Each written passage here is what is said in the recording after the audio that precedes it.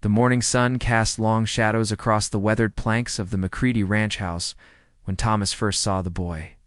Small and gaunt, with hollow cheeks that spoke of days without food, the native child stood at the edge of the corral like a wild thing ready to bolt.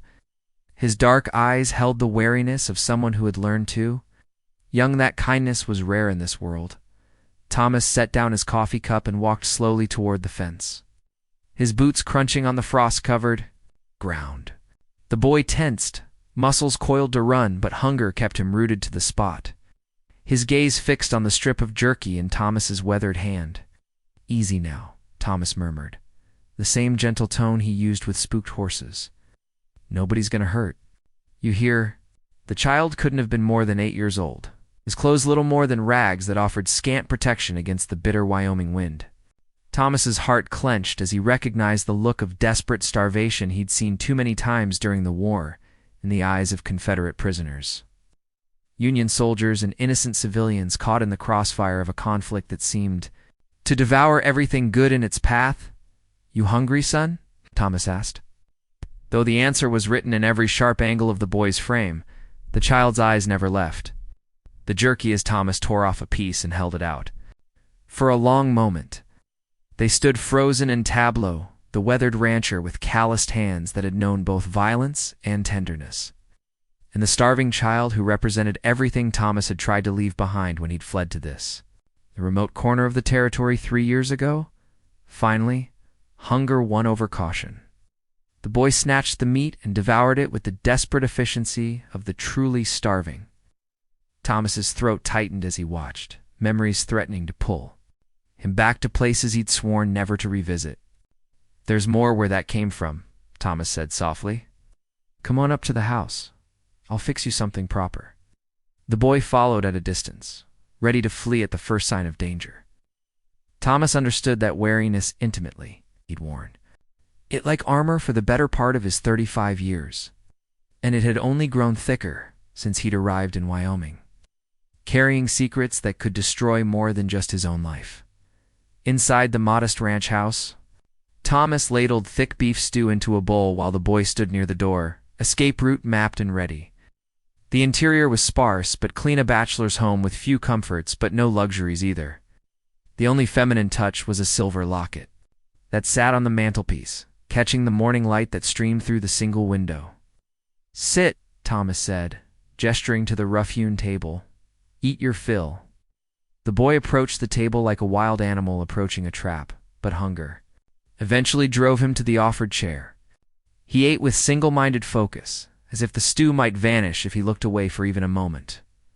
Thomas watched from the doorway, his mind drifting to another hungry child from long ago, a girl with golden hair and eyes like summer sky. Hood shared her meager rations with him during the darkest days of his childhood in the St. Louis orphanage. Sarah Elizabeth Morgan had been sunshine in a world of shadows, and losing her had been the first in a long series of wounds that had eventually driven him to this isolated place where the past couldn't follow daughter, so he'd thought. "What's your name, son?" Thomas asked when the boy finally slowed his eating. The child looked up, stew dripping from his chin, and spoke a word in his native tongue. Thomas nodded, though he didn't understand. Names didn't matter much anyway. Hunger was. Hunger, and kindness was kindness, regardless of the language it was spoken in. "You can stay the night if you need to," Thomas offered. "Got a barn that's warm and dry." The boy's eyes widened with something that might have been gratitude, but was quickly hidden behind that familiar mask of wariness. Thomas recognized the look because he'd perfected it himself, the expression of someone who'd learned that accepting help often came with a price too high to pay. After the boy had eaten his fill, Thomas showed him to the barn and set him up with a pile of clean straw and a warm blanket. The child curled up like a wounded animal, but Thomas could see the tension slowly leaving his small frame as warmth and food worked their magic. "Sleep well, little one," Thomas murmured, then returned to the house to wrestle with memories that the boy's presence had stirred up like sediment in a clear stream. He stood before the mantelpiece, staring at the silver locket that contained the only photograph he had of Sarah. They'd been 17 when it was taken, just before the war had torn their world apart. She'd pressed it into his hands the day he'd enlisted, her blue eyes bright with unshed tears. "Promise you'll come back to me, Thomas McCready," she'd whispered against his lips. "Promise me we'll have our life together." He'd promised, because at 17, he'd believed that love was enough to conquer anything. He'd carried that promise. Through 3 years of blood and bullets, through Gettysburg and Antietam, and a dozen other battles that had left him hollowed out and changed. But when he'd finally made it back to St. Louis, Sarah was going to marry to a banker named William Hartwell, living in a fine house on the respectable side of town.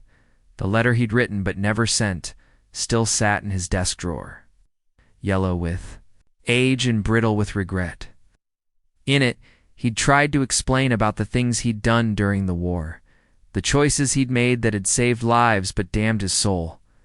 He'd wanted her to understand why he couldn't come back to her clean, why the man who'd left for war wasn't the same one who'd returned.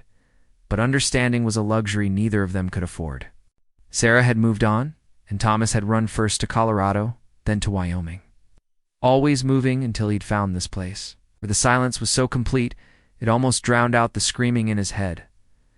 Almost Thomas was still standing before the mantelpiece when the first arrow shattered the window, the sound of splintering glass, cut through the pre-dawn stillness like a knife, followed immediately by war cries that raised the hair on the back of his neck. Thomas dropped to the floor as more arrows whistled through the broken window, their obsidian points glinting in the firelight. His army training kicked in without conscious thought. Stay low, assess the threat, find defensible position. He crawled toward the rifle rack, cursing himself for his complacency. 3 years of peaceful isolation had made him soft, careless. He should have seen this coming the moment he'd fed the boy. The war cries grew louder, coming from all directions now. Thomas grabbed his Winchester and a box of cartridges, his mind racing through possibilities. A raiding party would have struck fast and hard, taken what they wanted, and disappeared. But this felt different, organized, purposeful. This felt like justice. Through the shattered window, he could see them in the growing dawn light. Dozens of warriors on horseback, their faces painted for war, surrounding his ranch house in a perfect circle. They sat their horses with the patience of predators, waiting for something or someone. Thomas's heart sank as understanding dawned. The boy. They'd come for the boy, and they thought Thomas had taken him. In their eyes, feeding a starving child wasn't an act of kindness, it was theft of something precious. "I understand your anger," Thomas called out in English, knowing some of them would understand. "But the boy came to me hungry. I only gave him food and shelter." A warrior with a magnificent war bonnet urged his horse forward, speaking in rapid, angry syllables that Thomas couldn't understand but whose meaning was crystal clear.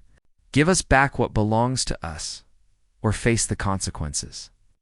"The boy is in the barn," Thomas shouted. "He's safe. He's fed. You can take him and go." But even as he said the words, Thomas knew it wouldn't be that simple. Nothing ever was, out here. Where different worlds collided and understanding was as rare as water in the desert. He'd learned that lesson too many times during the war. Watching good men die because of misunderstandings and mistrust. The barn door creaked open, and the boy emerged, blinking in the early morning light. He looked around at the assembled warriors, then back at Thomas's house.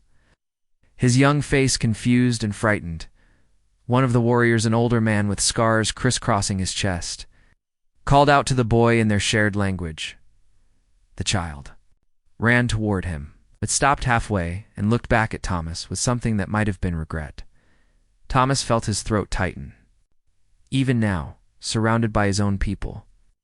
The boy understood what Thomas was just beginning to realize himself, that sometimes doing the right thing led to consequences no one could foresee.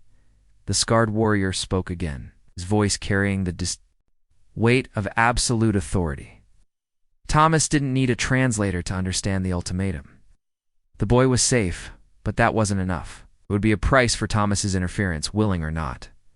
3 warriors dismounted and began walking toward the house, their weapons ready but not yet raised. Thomas gripped his rifle tighter, knowing he could take at least one of them before they reached him. But then what?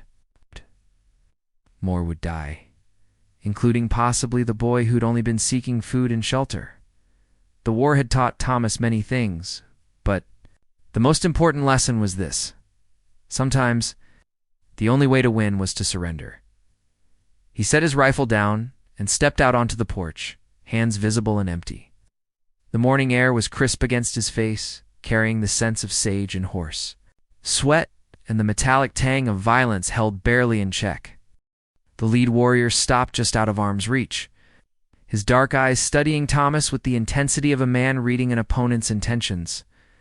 Thomas stood perfectly still, knowing that any sudden movement could shatter the fragile tension and turn this confrontation into a bloodbath.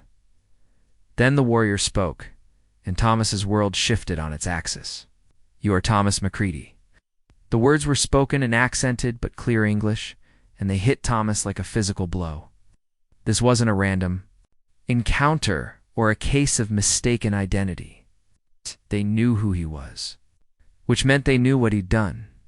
"Yes," Thomas said simply, because there was no point in denying it. The warrior nodded slowly. "I am Joseph Crowfeather. My people call me Kanji Viaka. You knew my brother." Thomas felt the ground tilt beneath his feet as memories came flooding. Baka night raid during the war, a desperate battle in the darkness, and a young Lakota warrior who died with Thomas's name on his lips. Not in hatred, but in something far more complicated than that. "Standing Bear," Thomas whispered. Joseph's scarred face remained impassive, but Thomas caught the slight tightening around his eyes. "You remember?" How could he forget? Standing Bear had been barely 18, fighting for the Confederacy in one of the war's strangest alliances. They'd been enemies who'd become something like friends during the brief ceasefire negotiations, sharing coffee and stories around a dying campfire, while their respective armies glared at each other across a muddy field in Tennessee. When the fighting resumed, Standing Bear had been among the first to fall. Thomas had found him bleeding out in a creek bed, far from the main battle, and had stayed with him until the end. The young warrior's final words had been a request to find his brother Joseph. Tell him he'd died with honor. Tell him about the white soldier who'd shown kindness to an enemy. Thomas had never made good on that promise, another failure to add to his growing collection. "He spoke of you often after that night," Joseph continued, his voice carrying undertones of grief that time hadn't dulled. "He said you shared your coffee with him, that you spoke of your woman back home, and he spoke of the girl he hoped to marry when the war ended." The words hit Thomas like bullets, each one finding its mark in the parts of his heart he'd tried to armor against the past. Standing Bear had been so young, so full of hope, despite the carnage surrounding them. He'd shown Thomas a crude sketch of his intended bride, a Lakota girl with kind eyes and braided hair, and talked about the children they would have, the life they would build together when the madness ended. None of it had come to pass. Standing Bear had died in the mud of Tennessee, and his girl, according to the stories that filtered through the territories, had died the following winter during a cavalry raid on their village. "I tried to find you," Thomas said, the words scraping his throat raw. "After the war, I tried to keep my promise to him." Joseph's expression didn't change, but something shifted in the quality of his stillness. "And yet you disappeared, like smoke on the wind." Thomas had no answer for that accusation, because it was true. He'd looked for Joseph Crowfeather for exactly 6 months after Appomattox, then given up when the trail went cold. It had been easier to lose himself in the bottle and then in the wilderness than to keep searching for a man who might shoot him on sight for his brother's death. "My nephew came to you hungry," Joseph said, nodding toward the boy who still stood between the two groups like a living bridge between worlds. "You fed him. You showed him kindness. This is Wope harmony. But it is also dangerous." Thomas's mind reeled. The boy was Standing Bear's nephew, family to the young warrior who died in his arms 13 years ago. The irony was almost too bitter to bear. The boy was starving, Thomas said. "I couldn't turn him away." "No," Joseph agreed. "He could. Not, this is why my brother spoke well of you. But kindness between our peoples is seen as weakness by those who profit from hatred. There are men in Cheyenne who would use this your feeding of a Lakota child to justify things that should not be justified." I misunderstood immediately. The territorial government was locked in an uneasy balance between those who wanted to exterminate the native tribes and those who favored negotiated peace. A story about a white rancher harboring Indian children would be twisted into propaganda by the warhawks, used to inflame tensions that were already stretched to the breaking point. "What do you want from me?" Thomas asked. Joseph was quiet for a long moment, his gaze moving from Thomas to his assembled warriors to the boy who represented the future both their peoples were fighting for. When he finally spoke, his words carried the weight of a man who'd seen too much death and was tired of burying the young. "There is a woman in Cheyenne," he said. "She calls herself Sarah Hartwell now, but she was born Sarah Morgan. She's been asking questions about a man named Thomas McCready." Thomas felt the world stop spinning. Everything the warriors, the boy, the morning sun climbing above the mountains, faded into insignificance beside those words. Sarah was here, in Wyoming, looking for him. "She came to the reservation 3 days ago," Joseph continued, watching Thomas's face with the intensity of a man reading battlefield intelligence. "She spoke to our people about a soldier from the war, a man who saved Lakota lives during the fighting in Tennessee. She said she had news for him, something important." Thomas's legs suddenly felt unsteady. Sarah had come looking for him. After 13 years of silence, she'd somehow found her way to Wyoming and was asking about him.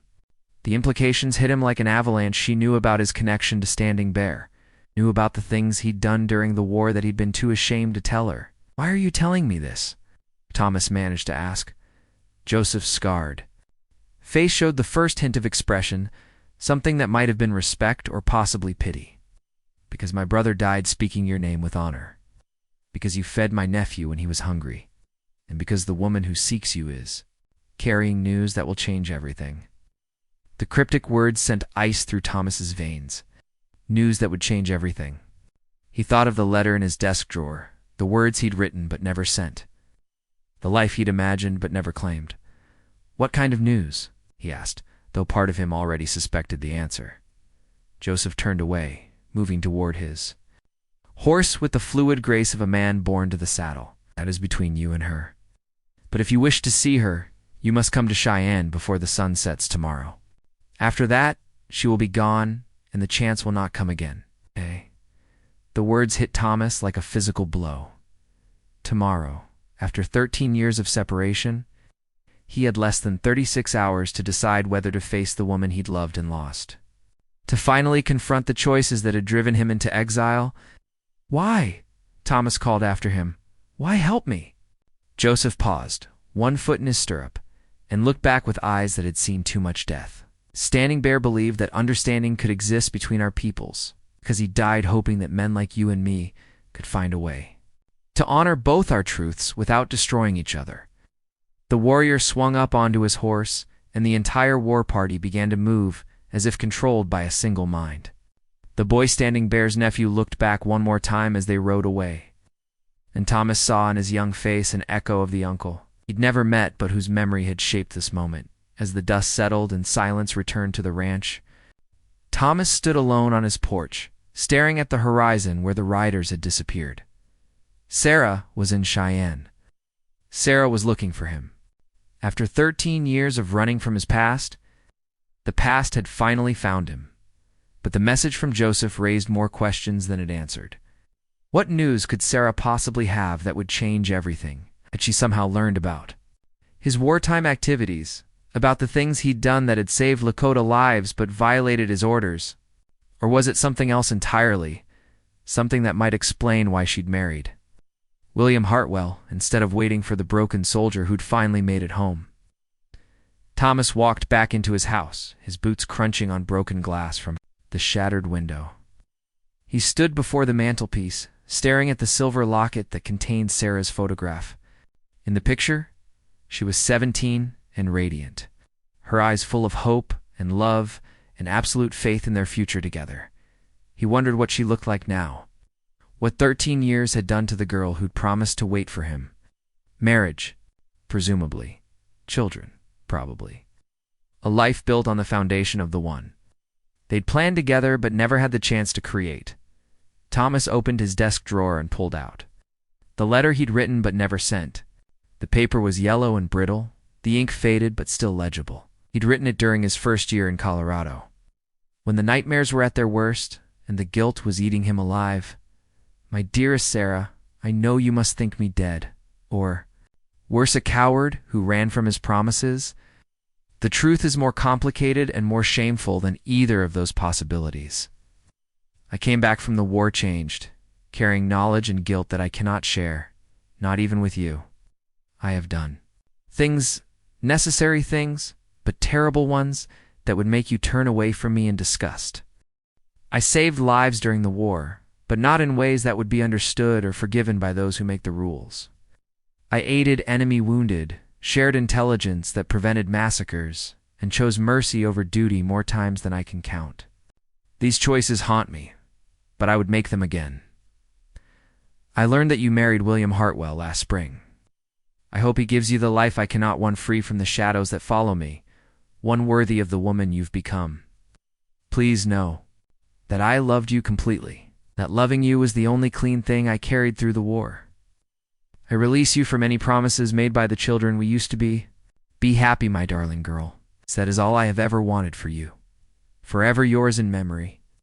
Thomas Domus had written and rewritten that letter a dozen times, trying to find words that could explain the unexplainable, that could somehow make her understand why he'd disappeared instead of coming home to claim the life they'd planned. But every version felt inadequate. Eventually, he'd given up trying to explain what couldn't be explained. Now, 13 years later, Sarah had come looking for him. She knew about his wartime connections to the Lakota people, which suggested she'd somehow learned about his violations of military protocol. But instead of condemnation, she was seeking him out.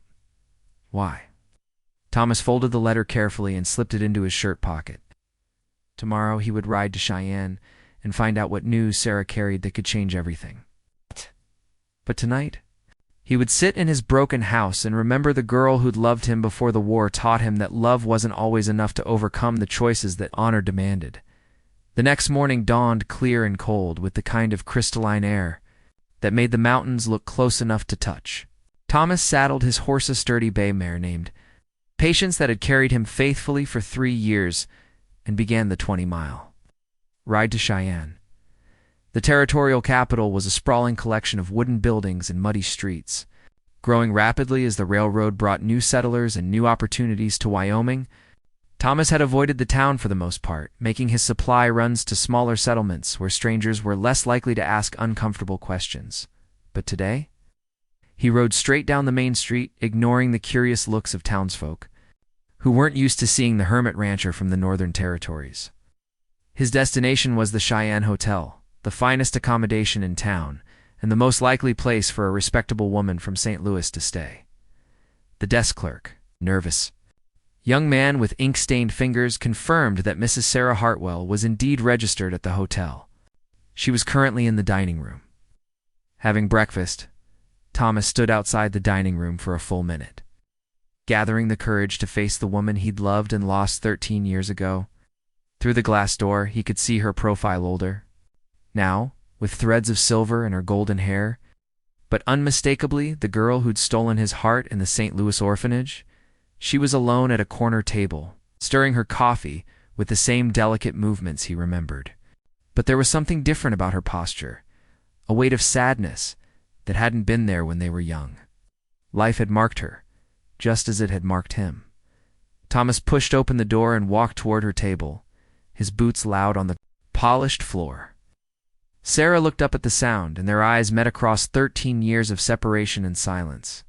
She was beautiful still, but in a different way, fine, mature, with the kind of quiet strength that came from surviving disappointments and finding ways to carry on. Her blue eyes, which had once sparkled with unquestioned faith in their future, now held depths of experience that spoke of joys and sorrows he'd never shared. "Thomas," she said softly, and his name on her lips was like a prayer and a curse combined. He stood there awkwardly, hat in hand, remembering a time when being near her had felt as natural as breathing. Now there was a gulf between them, not just of time and distance, but of the lives they'd lived separately, the choices they'd made without each other. Sarah. Her name felt strange on his tongue after so many years of silence. You look wonderful." She smiled, but it was a sad expression that didn't reach her eyes. "You look like a man who's been hiding from the world." The observation was delivered without malice, but it cut deep because it was true. Thomas had been hiding from his past, from his choices, from the life he'd been too damaged to claim. "I sit," he asked. She nodded, toward the empty chair across from her. "I was hoping you would come. Joseph Crowfeather said he would deliver my message, but I wasn't certain you'd want to see me." Thomas settled into the chair, acutely aware of the other diners who were trying not to stare at their reunion. "Why are you here, Sarah, after all these years? Why now?" She was quiet for a long moment, her fingers tracing patterns on the white tablecloth. When she finally looked up, her eyes were bright with unshed tears. "William died 6 months ago," she said simply.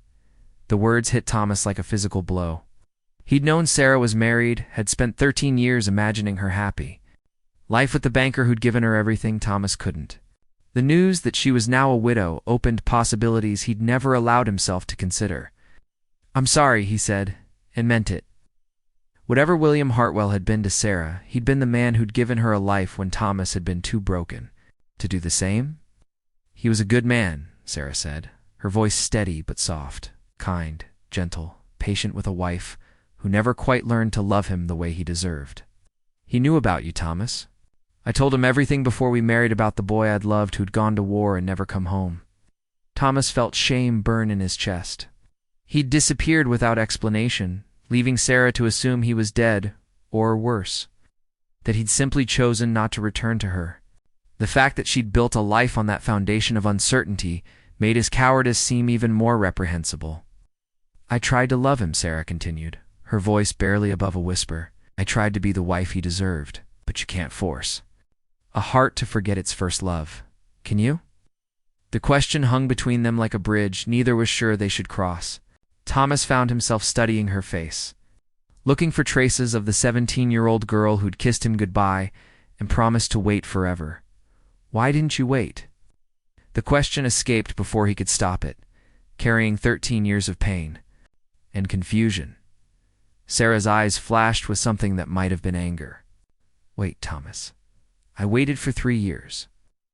3 years of watching other women get letters from their men. 3 years of hoping every knock on the door would be news of you. When the war ended and the other soldiers came home, I kept waiting. For months after Appomattox, I waited." Her voice broke slightly, and Thomas felt his heart crack along the same lines. "I made inquiries through the War Department. They told me you'd been discharged in Tennessee, but that there was no record of where you'd gone. For all I knew, you were dead in a ditch somewhere, or you'd decided that the girl you'd left behind wasn't worth coming home to."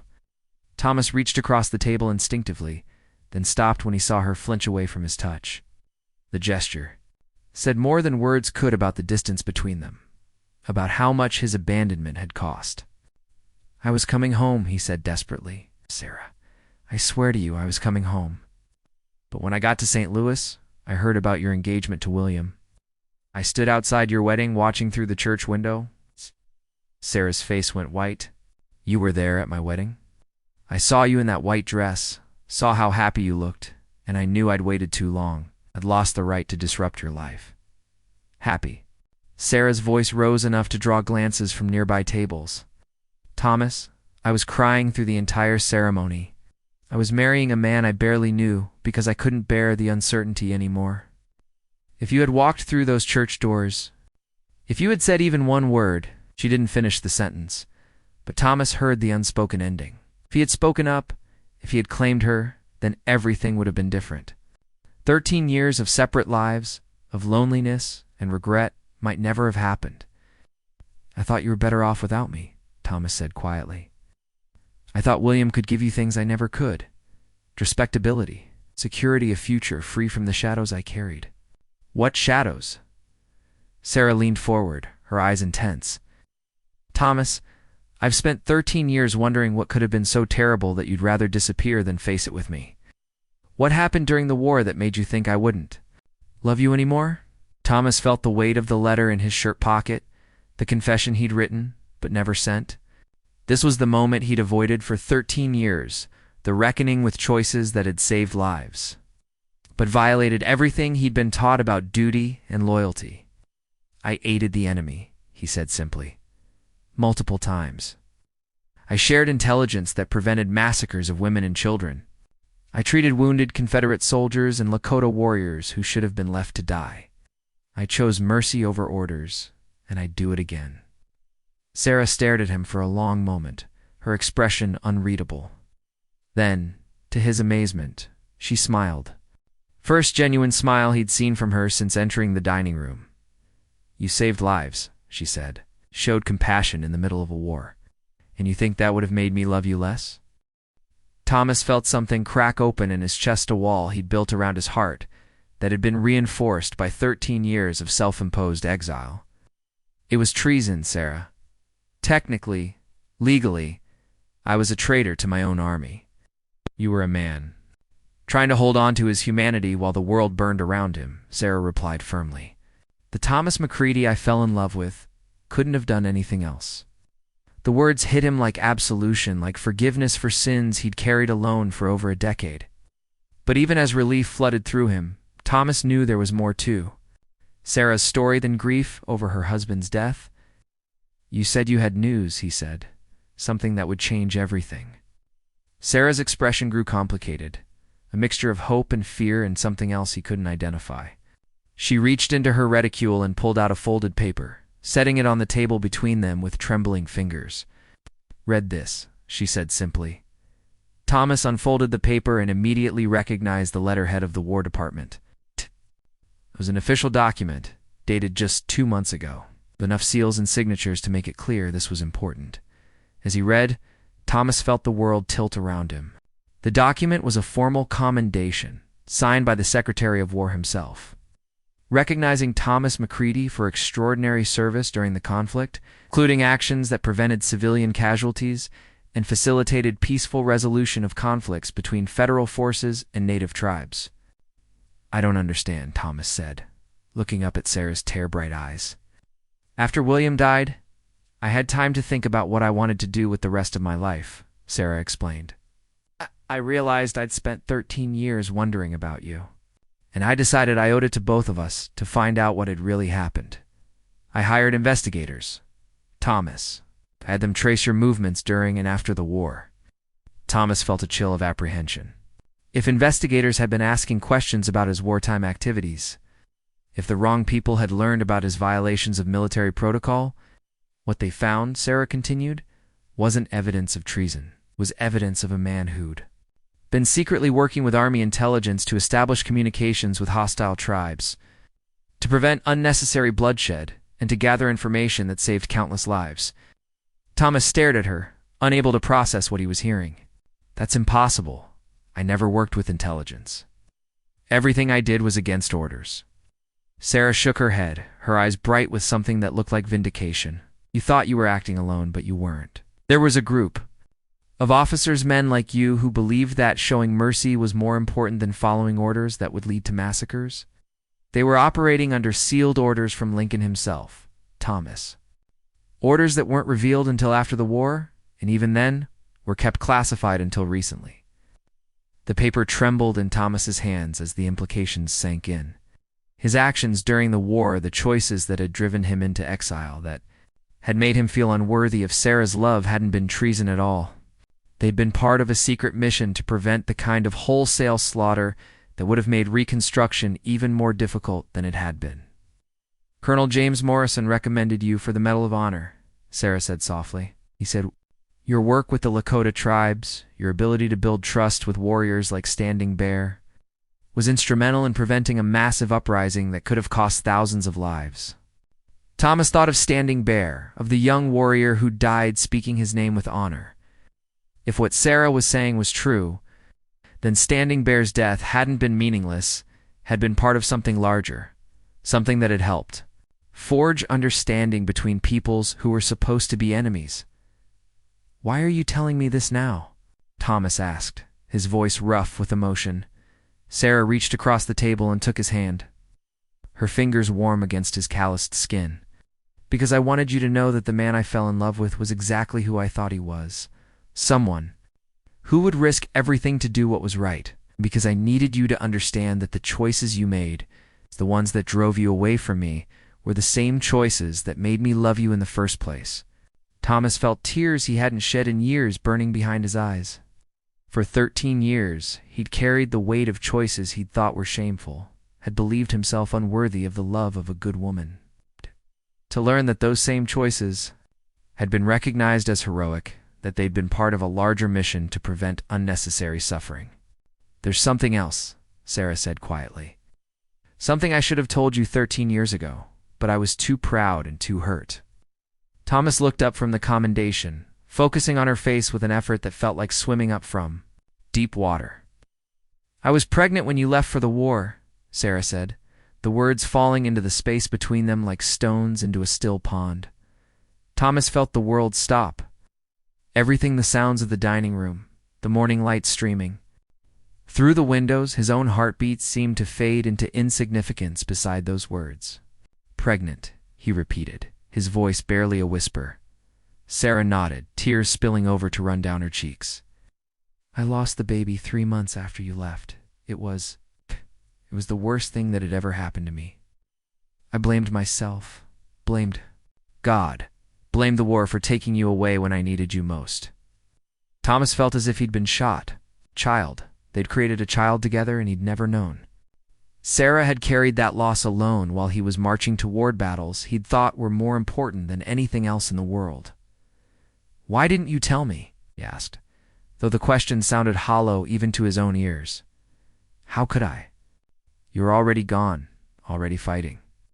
What would have been the point of adding that burden to everything else you were carrying?" Sarah wiped her cheeks with the back of her hand, a gesture so familiar it made Thomas's heart ache. "I wrote you letters, Thomas, dozens of them. But I never sent them because I didn't want you distracted by grief when you needed all your strength just to survive."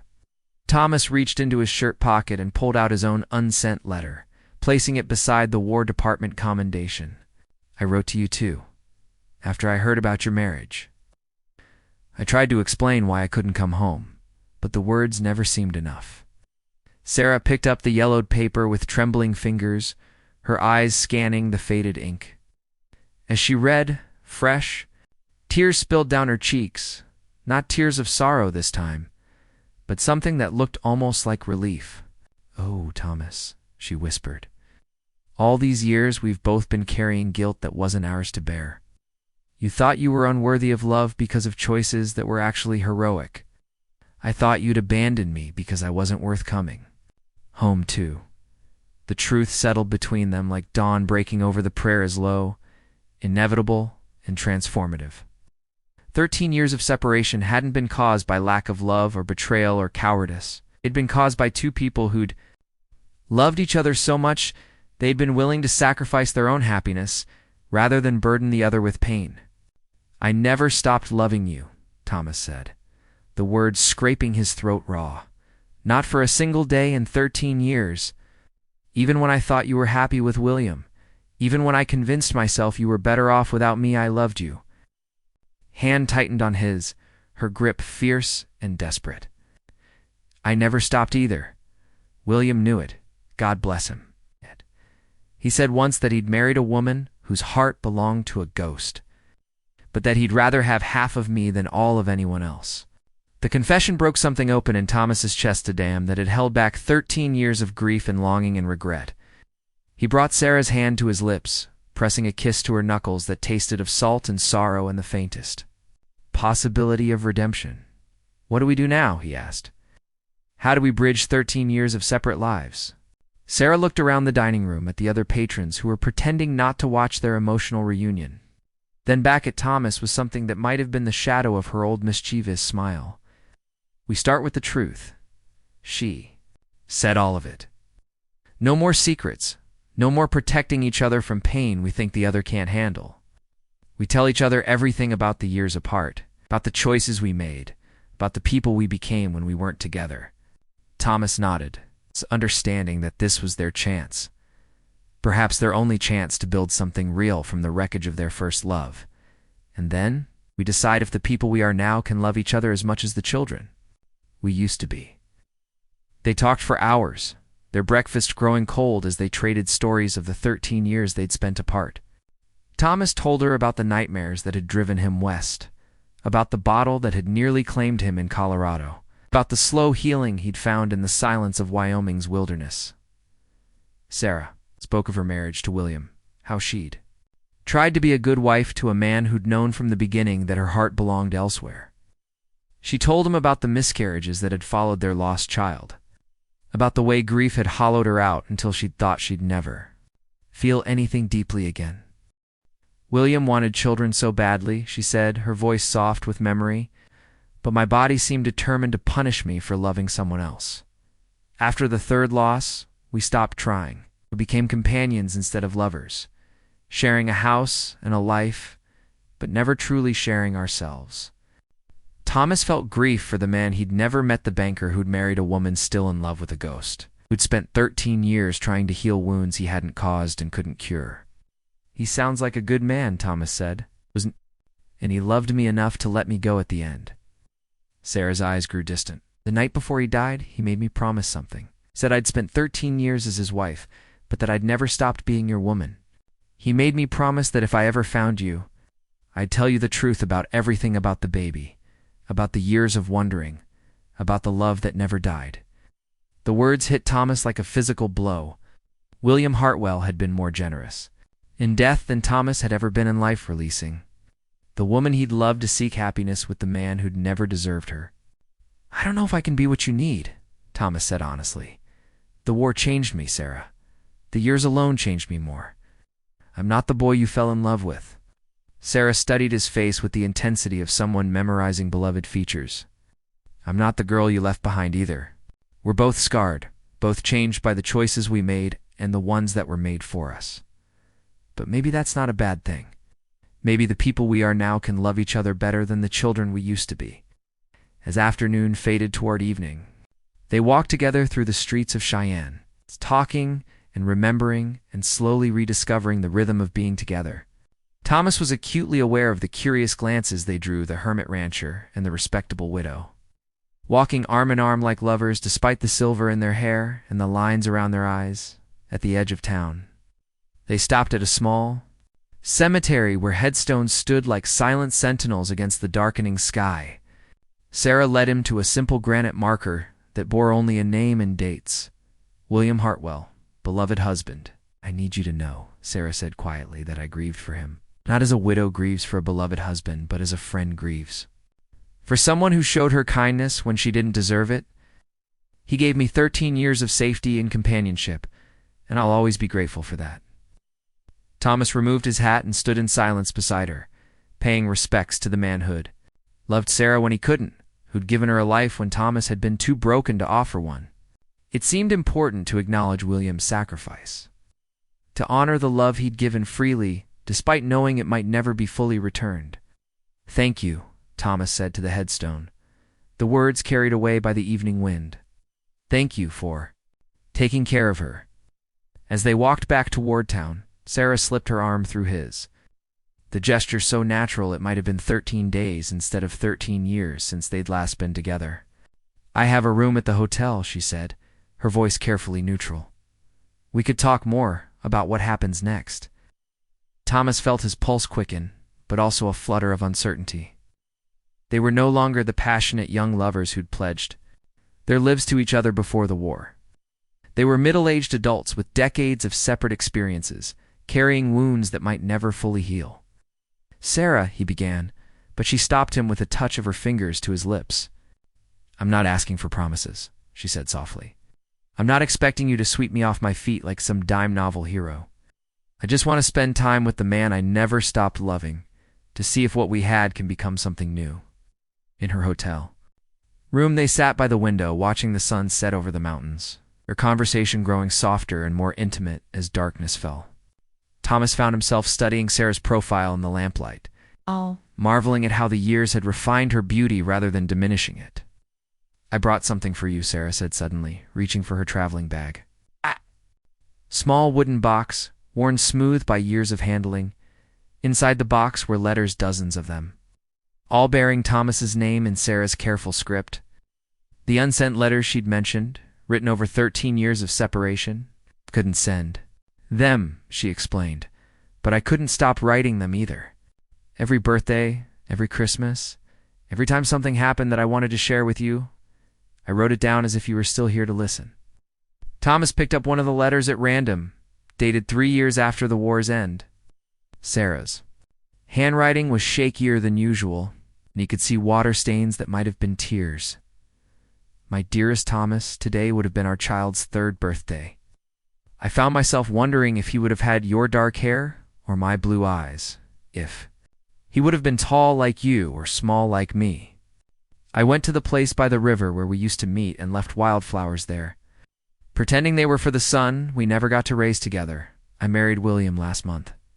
He's a kind man who deserves better than a wife who dreams of another man's children.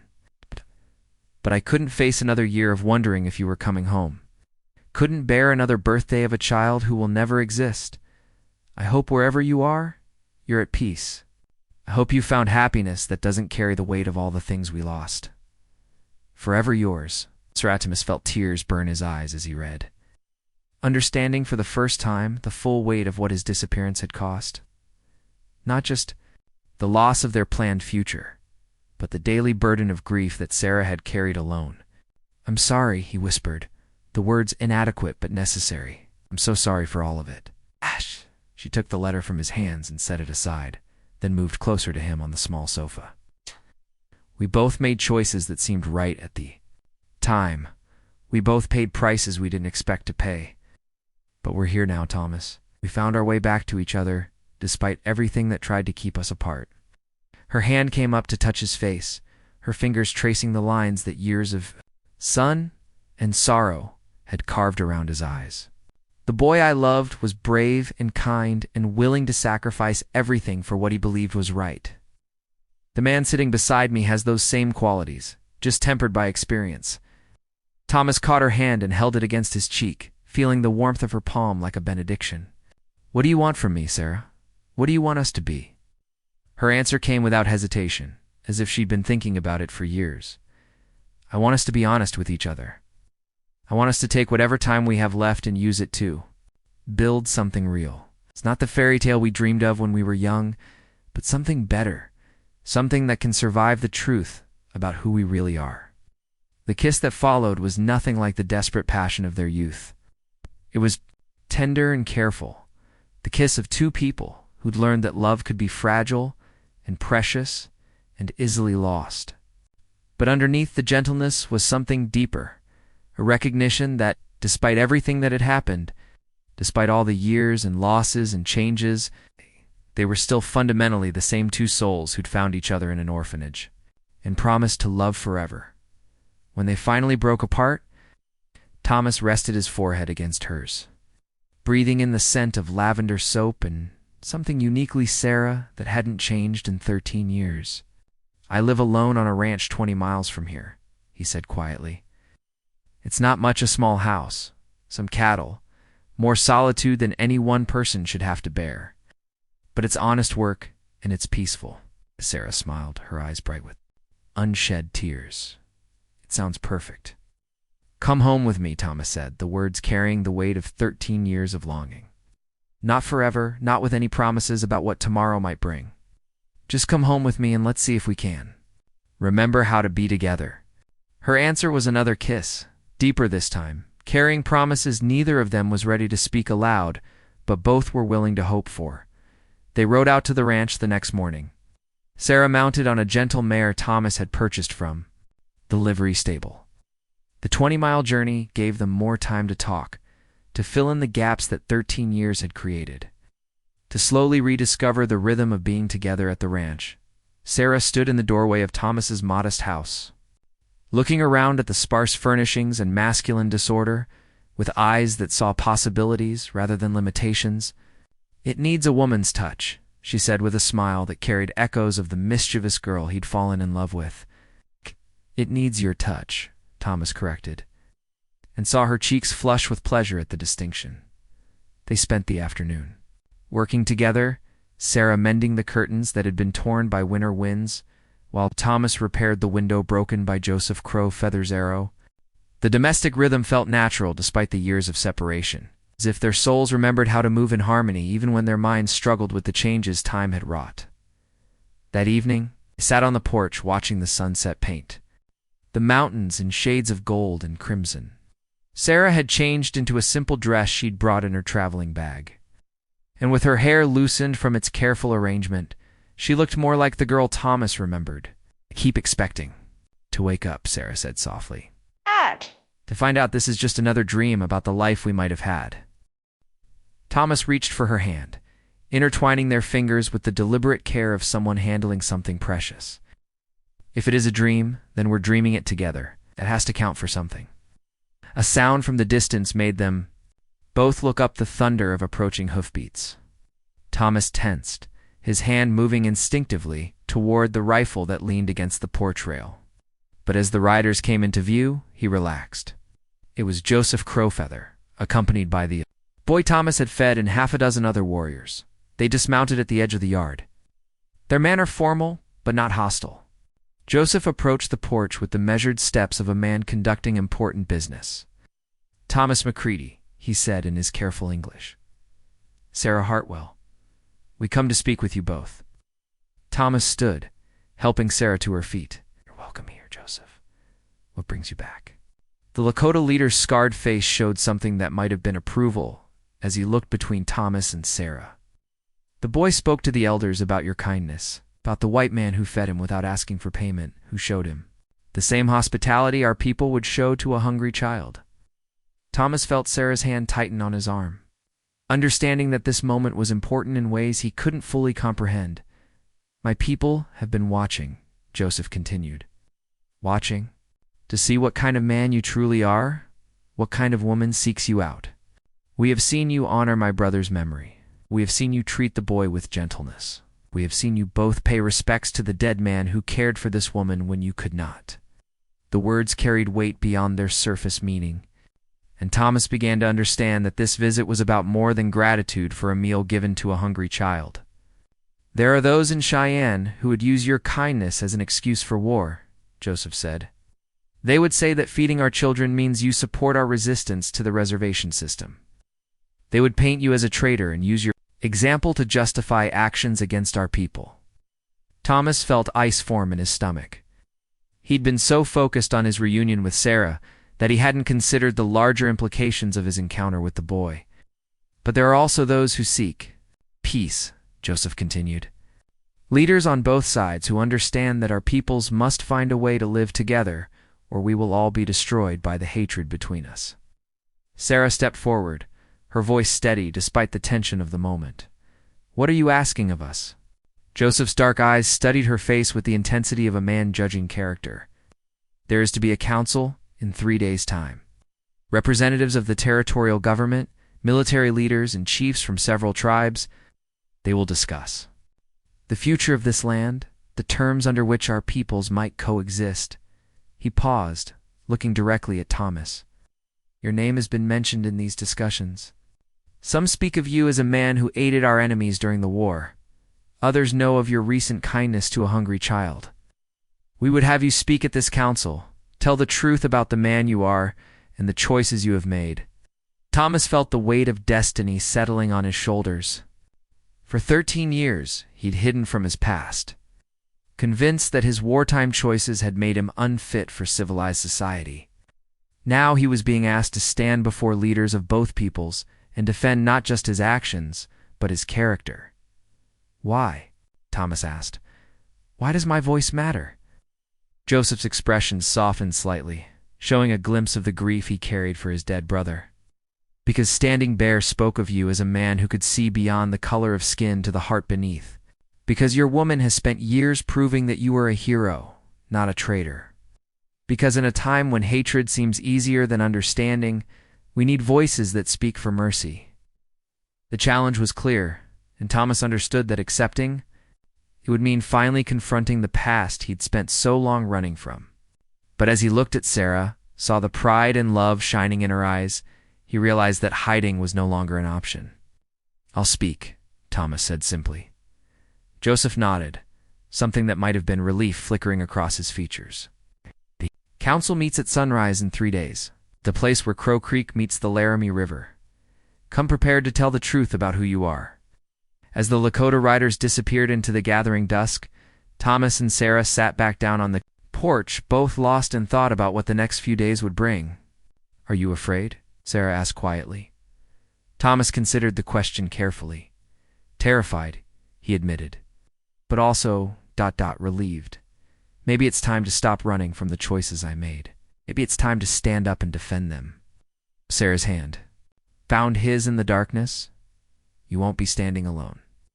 3 days later, they rode together toward the council ground, arriving as the sun painted the eastern sky in shades of rose and gold. The gathering was larger than Thomas had expected, dozens of men representing different factions and interests, all united by the understanding that the decisions made here would shape the future of the territory. Thomas recognized some faces from his military service, others from newspaper photographs. Territorial Governor Campbell sat beside Colonel Morrison, the officer who'd recommended Thomas for the Medal of Honor.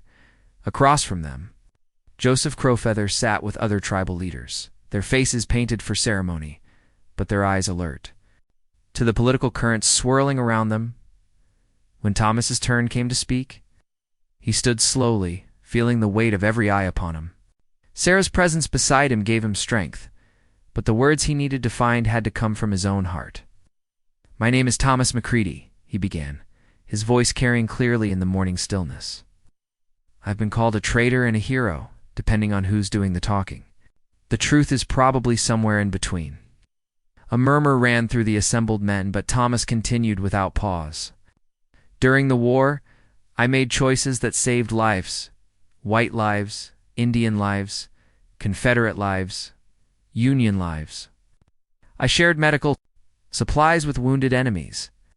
I passed information that prevented massacres of women and children.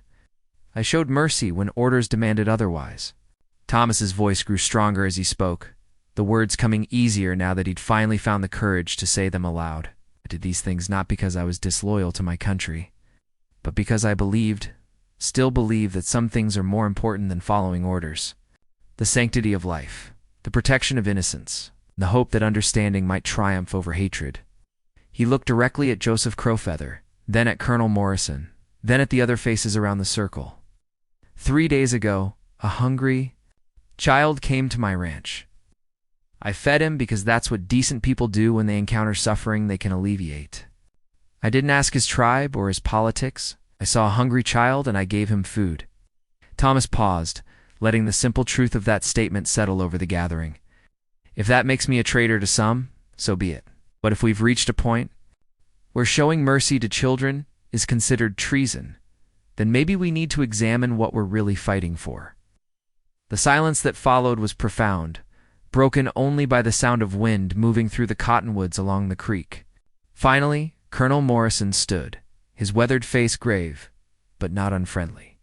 "Mr. McCready," he said formally, "the actions you've described during the war were not treasonous. They were part of a classified mission authorized at the highest levels of government, a mission to establish communication with hostile tribes and prevent unnecessary bloodshed."